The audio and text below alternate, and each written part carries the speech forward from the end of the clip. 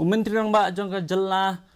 Ukonrat sangma mentaka sengi ulapan skambiang ya kajing yale jongka sarkar jela ban penyak syakmat ya kajing dawa bat kajing pentrai kam ya ke inline permit hak jela haba ajubab alor kamat ILP ke bala bu da MLA ke seng kongres bala syapha sangi atrekam jipor ubana nongpok konstituensi ba Meral Bonds im Menteri Rang Ba ka jela ulaang ba kajing persang ban yale kat bala ban penulong ya kajing dawa kadang ya beteng bat baka sarkar kadang jing temu bat pentrai kam shisha halor kane ke jing bat dak bawan ra ek resolution ha ke yeng kham haswa ulang maka jela menta kadang ab ya ke jing yo jing menjor na ke sarkar pedeng.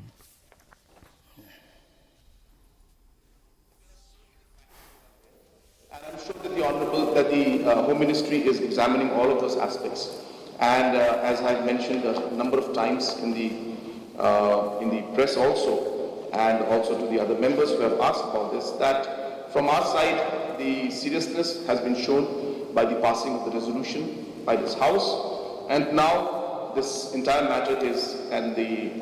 with the MHA and Government of India, and hence we have to wait for any kind of direction or approval from their end.